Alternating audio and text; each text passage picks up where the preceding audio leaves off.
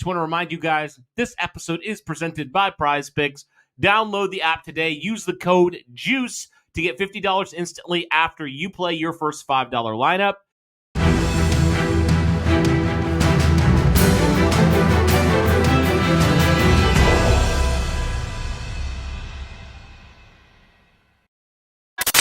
All right, we are back. What is going on, Colts Nation?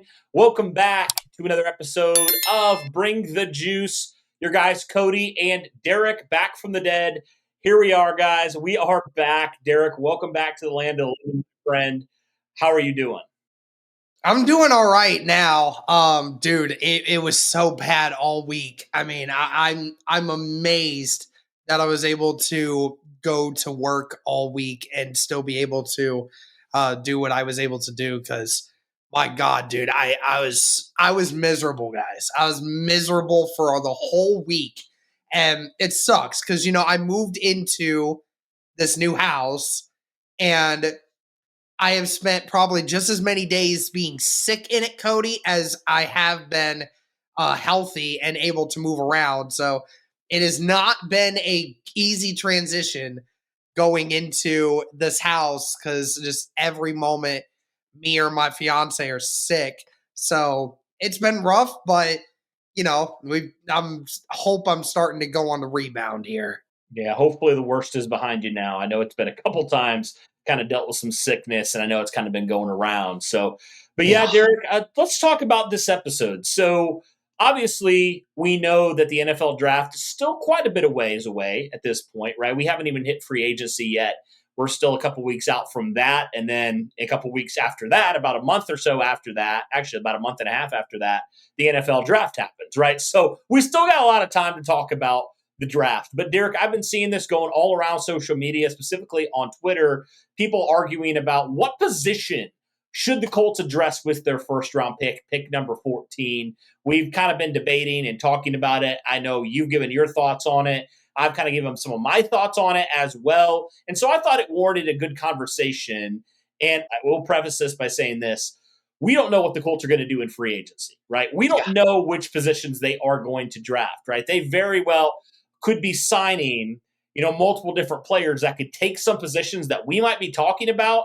And while not completely taking them off the table per se, it could significantly reduce the, quote unquote need right away, that immediate day one need for the Indianapolis Colts. So just a little bit of preface there before we kind of talk about this. But where we currently stand here, at the end of February, this is kind of where we stand pre-free agency, pre any trades, anything like that. So kind of the big topic right now, I think, Derek, has been between two positions in particular, that, of course, being the tight end position and the safety position. A lot of people have been arguing, in favor of the tight end, in favor of getting Anthony Richardson a weapon in, the first round.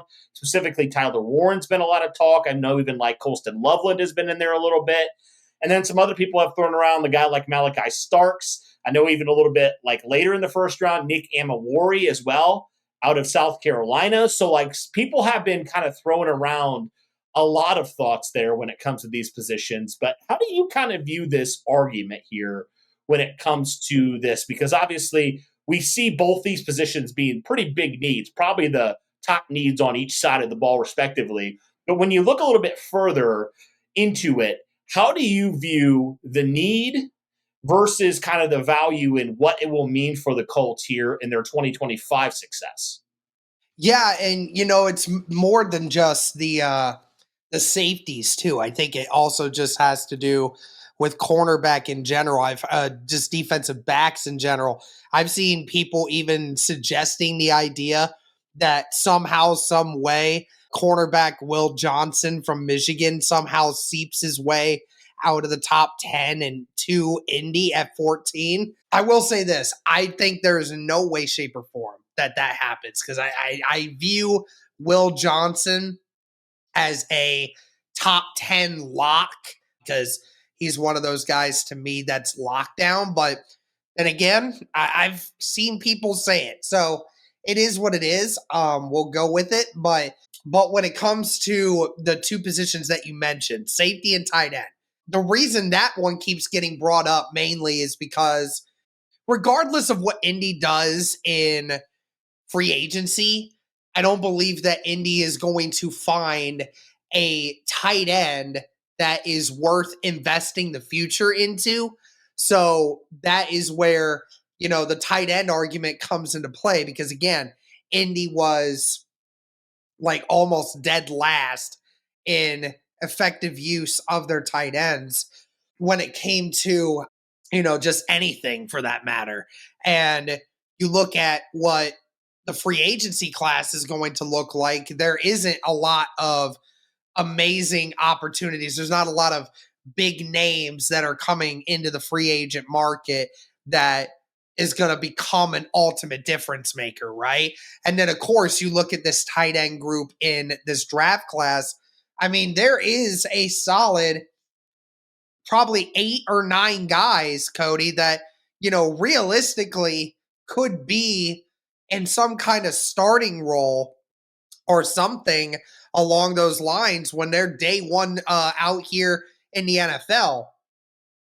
So when you look at those odds, you're thinking, oh, that's going to make a lot of sense. And then, of course, the reason the Tyler Warren name becomes so big is obviously he's from Penn State.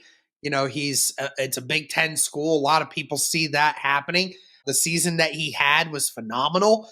And, you look at him and then everyone immediately said Tyler Warren looks like the next Dallas Clark of the Indianapolis Colts. And when you start doing that, where you start saying that a particular player in college looks like a former great of your franchise, then people start linking them together and they're just like, I can't go without it.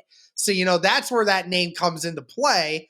And then, like you said, with the safety market, if you went defensive player rather than a tight end, which I think I wouldn't mind that option, you have a lot of very fine tuned defensive players in your backfield that can be that lockdown position. And especially for the Indianapolis Colts, you don't know if you're going to re-sign Julian Blackmon yet or not. And if you don't re-sign him, and then you don't get a player out there that, can be better than Julian Blackmon. And, Cody, as much as I dog on Julian Blackmon, there isn't a ton of safeties out there that are better than Julian Blackmon. So you have very limited options in the free agency portal to do that. Because if you're going to do that, you're going to need to invest some money. So if you don't want to invest that money into that, you're going to have to go and dive into the pool of these defensive backs, which there is a long list, especially early, of secondary guys that can drastically improve your secondary if you go and get one of the big ones. I think the kind of debate for me is what type of safety do the Colts want here in the immediate, right? Because we've seen Louis Anarumo, what has he typically had that's worked well when his defense has been firing on all cylinders? It's been more of the veterans, right? He's had the veterans in there. And so I look at this and say, yeah, you're going to have to shell out some money. But Derek, I look at that versus the tight end room and I say, man, I look at this and there are a ton of players here in this free agent safety class that I think would be, really good free safeties, really good starters alongside Nick Cross that, yeah, you might have to pay a little bit of money to, but then you don't have to really address that position outside of depth, I think. If you go and make a big splash signing in free agency, you sign a veteran, you sign a guy that you can plug and play right away that will not have that learning curve that a rookie will have. I think that would make so much more sense for what the Colts are wanting to do, right? Because they need that rangy free safety, that guy that can move all around. Like they need that type of guy in this defense. And yeah, Julian Blackmon has some of that, but Derek, I think he has shown that, the one season he played at strong safety, he's honestly probably better fit there from what we've seen. So I kind of look at that and I say the Colts need to go out, and if they're going to spend anything, I think it makes sense to go when it comes to the DBs, especially free safety, because there are a lot of free agent guys here. We've touched on a few of them. Obviously you talk about Javon Holland. That's kind of been the big name for everybody. I talked about Hufanga from the 49ers. Another guy we didn't even talk about, Cameron Bynum of the Minnesota Vikings. That's a guy we didn't even mention, but he's one of Yeah. the top free agents as well. He actually had his best season with the Vikings a year ago. He had 3 interceptions from them, and he definitely showed that he can be a pretty solid option there and can make some big plays there in the secondary. And obviously, you have a guy like Justin Reed who's done multiple things on a couple of different teams. So there are some actually proven legitimate options out there that would actually probably be the immediate upgrade over Julian Blackman. And again, also factoring in the fact that they're probably going to be healthier than Julian Blackman's going to be as well, right? I think when Julian Blackman's healthy and when he's right, he's a solid player. But the problem is he hasn't ever really been that, on a consistent basis. He's either been hurt or he's been inconsistent, right? So that's how I view it. I look at it and I say, even though I do think there are a few free agent options at tight end, I don't think that's okay, you sign a free agent tight end and then you're done with that position. I think it's a position you need to double dip in. I really do believe that versus safety, where I feel like you get one big splash free agent signing and then maybe you sign another, like maybe another backup type of guy for depth or draft a guy or maybe both. I just think it's more depth outside of just the one starter at free safety. I do believe that. Whereas tight end, there's a ton of different guys in this draft that would make some sense for the Indianapolis Colts to go, right? And some guys that are young. So say Anthony Richardson works out, then they grow together. Or if you draft a quarterback next year, they grow together, right? Then that's what you want. You want this young core guys to grow together, right? We see it with some of the best teams in the league. When they find their quarterback and they find their number one guy receiver, they pair those guys together. And so that's what I would say there is, like, I would like to see the Colts do that because they have a lot of young wide receivers right now on their roster. And you just think if they add tight end there and a young guy, I think that just makes too much sense to have this offense just continue to do that, right? And I think if you do both, if you go free agency and you go draft, I think you massively upgrade that room right there. So that's kind of the argument I have is I do feel like there's a lot more legitimate safety options out there that can come in and prove and be solid to really, really good players for Indy versus the tight end position where there might be a couple players, but you still need to address it in a pretty major way. And I don't think it necessarily changes your long-term view of that position. As we said, guys, today's episode is sponsored by PrizePicks. Now, what is PrizePicks? PrizePicks is the largest daily fantasy sports platform in North America. Instead of battling against thousands of other players across platforms, you're basically picking 2 to 6 player stat projections, and you're choosing more or less on those stat projections to be able to watch those winnings roll in. It's very easy. Do you guys want to play along at some of PrizePicks' favorite players like rapper Meek Mill and UFC fighter Sugar Sean O'Malley? Well, if you guys sign up today, you can find the community plays under the promos tab of the app to view the entries of some of the biggest names on the platform and be a part of that as well. You can now win up to 100 times your money on PrizePicks with as little as 4 correct picks. You can turn $10 into $1,000 just like that with NBA, NHL, and college basketball entries today on PrizePicks, America's #1 fantasy sports app. Like a lot of other things, guys, they also offer injury insurance, so your entries stay in play even if one of your players gets injured. So if someone exits the game in the first half and does not return in the second, that player projection won't count against you and the rest of your entry stays live. So it's great bounce back for that one. What I love about the app as well, guys, is it's not just sports like NBA, NHL, football, and tennis, and baseball, and all these other things, but there's also a lot of others that go into it as well. If you like to place entries on video game situations like Call of Duty, CS2, Apex, if that's something that appeals to you, there's a wide variety of sports and video games and everything else that you can place entries on. And I love how expansive it is.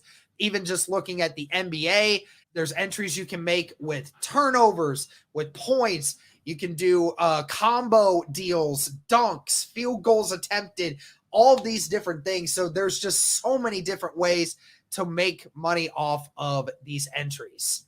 be sure to download the app today and use the code JUICE to get $50 instantly after you play your first $5 lineup.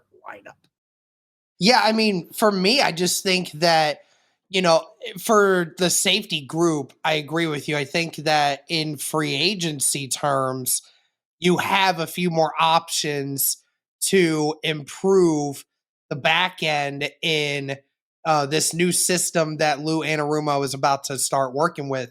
Again, you got all these new guys that are, these pass special, or they're the pass specialists. They're guys that specialize in getting the most out of their guys and finding the best ways to be the best ball hawks that they can be.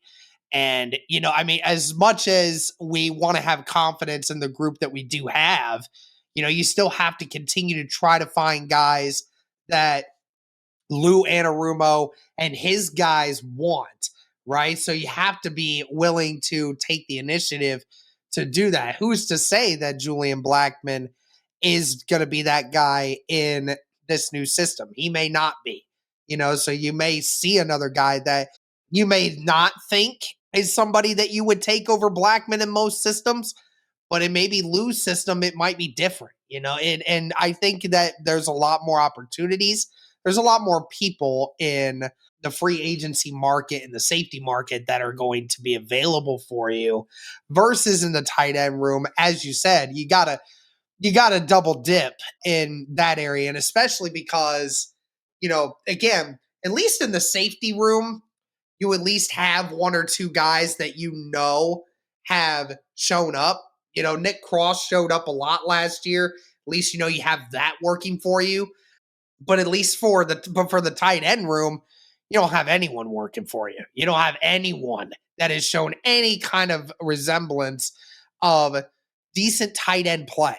Yes, albeit the quarterback situation was definitely not good last year, and that certainly had something to do with the numbers, but it didn't have everything to do with the numbers. So you have to look to invest in the one area where you have the biggest needs. And I think that Ballard needs to learn that you do have to go with your biggest need sometimes in the draft. You have to go and get the players in the positions that matter for your team right now. I know I hear the argument that investing a first round draft pick in a tight end is like completely bogus, but I mean, again, look at just how valuable tight ends are in the NFL now. I get it. There's going to be a lot of tight ends, and there's a lot of them that could become great things. But if you have a more sure in idea of what you're going to do with somebody like a Tyler Warren, then just take that chance. Well, yeah, and I think it also depends on what the Colts are looking for in tight end, right? Are they looking for just a pure pass, receiving option, or are they looking for more an all-around player? Because, yeah, guys like Harold Fannin, even to some degree Colston Loveland, like they're phenomenal when it comes to catching the football. But are you looking for that just purely type of guy, or you're looking for more of a well-rounded guy like Tyler Warren, who is pretty considerably heavier than pretty much every other tight end that are going to go in the first couple rounds, and he can do a little bit of both, right? So are you looking for the jack of all trades that actually, it's also a really good receiver, or are you looking for more of that one trick type of guy, a little bit more? Not to say those guys can't block, but they're not as strong as Tyler Warren. I guess that's the biggest question mark, because I think teams are going to be split on that, right? I think teams are going to be split on that, where Tyler Warren maybe doesn't have the upside. I'm not saying he doesn't have, near that, but some other guys may have a little bit more upside when it comes to the receiving game. But Tyler Warren, as an overall all-around player, might be just a little bit more like better in that way, right? So like that's kind of the debate that I'm kind of having, is like, what kind of tight end are you looking for? Because yeah, the Colts have a couple guys that can block, but do you want all your guys to be able to block? Because Derek, let's face it, you're facing some really good defensive fronts. You're going to be facing that, even in your own division, the Houston Texans, Willie Anderson, and Daniil Hunter for the next number of years, right? So you need to have like a tight end that can help within the running game, because ultimately we know, Derek, their offense is still going to run through Jonathan Taylor, right? Yep. We know the Colts are going to want to run the football, are going to want to establish that. And so you almost are like, do you want a tight end that could be a liability out there or not? I guess that's the big debate, right? And do you want to kind of, in certain ways, show your hand, right? If they're in there or not, kind of dictates to other teams what you're going to do or not do in terms of run versus pass. So that's kind of that kind of stuff, I think, is stuff that the Colts have to consider as well. And that's kind of the big debate that I have in my mind about who. And that's why I keep going back to Warren, if he is still there, obviously, because I'm like, he is that all around complete player as opposed to some of these other positions. But then I throw it to the other side of things and I say, look at what the Colts have done on defense. From the guys that they searched for, pretty much every single one outside of, I think, one had a big DB focus at some point in their career. And then, obviously, what they did with some of their assistants, with their cornerback, with their DB coach. I know they had just added another guy from the Giants just a couple days ago. So it's very obvious they have made a major emphasis on improving this secondary already from who they've brought in and what the focus is going to be. So I guess you kind of throw that around of like, does that make sense there from that standpoint as well? Of the Colts really are looking to improve this group in a massive way and kind of have a big overhaul in some ways with this secondary. So I don't know. What are your thoughts on some of those kind of debates, that we're having here? Because those are all legitimate questions that I think the Colts are the only ones that can truly answer. Yeah, it's going to be interesting to see how the Colts approach this. And there's only so much that we're going to be able to know right now because again, there's only a couple different avenues that Ballard can go down in the first round anyway that looks favorable amongst the Colts fan base to show that he's trying to make the team better. And like you said at the very beginning of the video, it's all going to come down to what do we do in free agency. It's going to mainly come down to that. And then after we see what they do in free agency, then we can get a more clear idea of what the Colts are going to do on the back end towards the draft. But until then, where it's just all speculation on how this team is going to improve the needs because obviously there's a lot of them, and I'm certainly interested to see how they do it. And I know in a video that we made, we kind of thought the secondary would be more of a, immediate / free agency, instant plug and play type of guys, the veterans that have been there for a little while that will instantly improve your roster. And there won't be that much of a learning curve. I think that would make the most sense because the Colts do have, a couple young guys in there. Obviously they have, you mentioned Nick Cross, they have Jalen Jones, even Juju Brents, who's still very young as well. Again, don't want to rely on him, but he's still in that room right now. So they have 3 young guys right there. And you're like, it would probably make some sense to add some veterans in there to help out, round out this group a little bit more. Not saying don't address it in the draft, but I do think from a primary focus, free agency probably makes the most sense for what the Colts are trying to do on defense. So that kind of is what it is there. But man, you're right. It's going to be interesting to see what happens when it comes to the ways the Colts address this. And we'll see what their free agency approach is. And also see after that what happens, and what does that point to what their big focuses are going to be in the NFL draft. But we'll have to see, man. Again, we're only speculating from what we can't see right now and what we see, currently as the roster stands. But who knows? In a couple weeks, man, this roster could have a lot more answers and a lot more like definitive focuses the Colts are going to be looking at in the NFL draft based off of what they do and don't do in free agency. Yeah, absolutely, man. Sweet. Well, awesome. Well, guys, let us know your thoughts here on the positions the Indianapolis Colts might be looking at here in the first round. Do you think it should be tight end? Do you think it should be DB focused? Do you think it should be another position? I know, Derek, some people have thrown around like, don't count out another edge guy, which I don't know if Colts fans would handle that again. And I know even somebody has thrown in an offensive lineman, which I think is kind of ridiculous. But you just don't know, man. People throw out all these different positions, and truly with Chris Ballard, you have no clue what's going to happen. You think you have an idea, and then he completely goes the other way, right? So who's to say? Who knows at this point what's going to happen there? But I'm very intrigued to see how the Colts do approach this in the next couple weeks and what that kind of says about where they view as some of the positions they have to upgrade now versus some they can invest in the draft. I'm just going to be so intrigued about that. Oh, yeah. I can't wait to see how they approach this. I mean, finally with an off season where, Ballard knows his job is on the line and to know that, he has to be aggressive now, just makes it feels so much bigger of an off season knowing we'll actually get some news this time around. I can only hope, man. Chris Ballard is a stubborn piece of work. I'll say that. So you never truly know with him, man. But yeah, you would think that he would finally get it through his thick skull, but who's to say? Chris Ballard is not the smartest guy in the world, even though he'd lead you believe that. But anyway, let us know your thoughts, guys, in the comments down below. What positions would you like to see the Colts address here in this year's draft? But again, guys, that'll do it for this one. Thank you so much for tuning in. We greatly appreciate it. And as always, guys, go Colts.